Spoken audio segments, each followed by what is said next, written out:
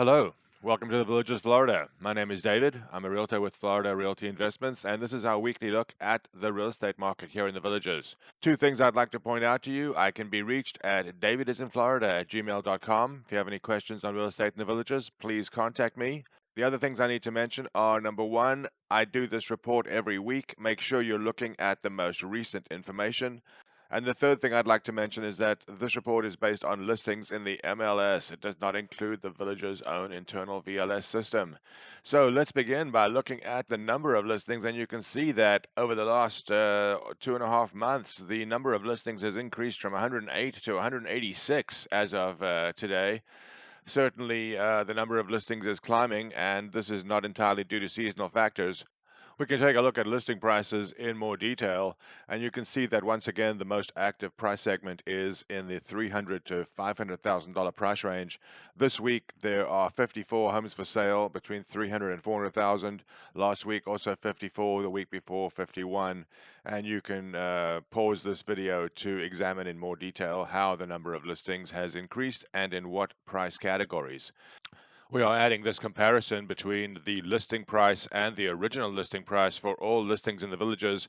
What this shows us is that last week, the number of listings that had a price decrease was 42.5% of all listings. This week, it is 47.5% of all listings. Last week, it was 76 out of 179 that had a sales price less than the original listing price. This week, it's 88 listings out of the 186 listings that have a decrease. This map shows us where in the villages these listings are located. There have been 33 properties added to the MLS. It looks like the number of new properties has remained fairly constant.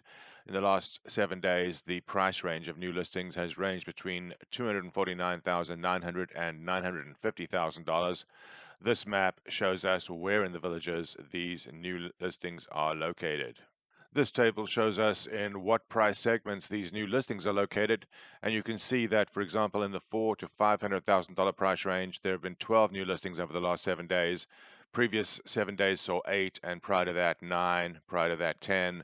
Feel free to pause any moment, and you can examine this in more detail. It is interesting to see how few homes are being added to the MLS over $600,000.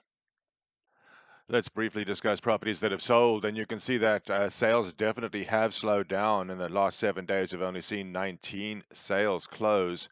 That number was running between 30 and 40 over the previous 3 months. We'll have to see what this means going forward.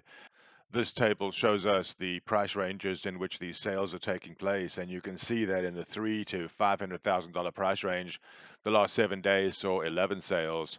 Previously, it was 21, and the week prior to that, 29, and the week prior to that, 32. So even in the most active price segment, we certainly are seeing a slowdown.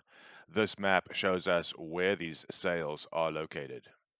If we take a closer look at listing price per square foot, you can see that prices definitely seem to be moving down below $300 a square foot now.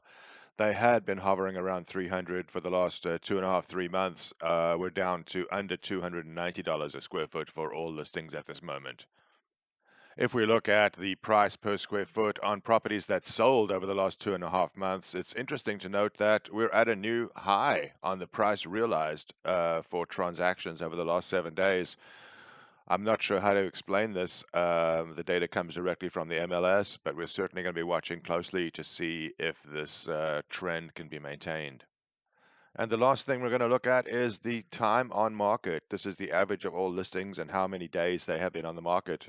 You can see that over the last 2.5 months, the time it takes to sell a house has steadily increased from about 24 days to currently 32 days on average for all properties being listed. So that is our view of the real estate market here in the Villages, Florida. If you have any questions, please contact me at DavidisinFlorida@gmail.com. If you have any questions on real estate in the villages or in its proximity, please contact me. If I don't have an answer, I will be happy to research to find an answer for you. Once again, DavidisinFlorida@gmail.com, and we produce this show every week. Subscribe so that you can be alerted when the next installment is published. Take care.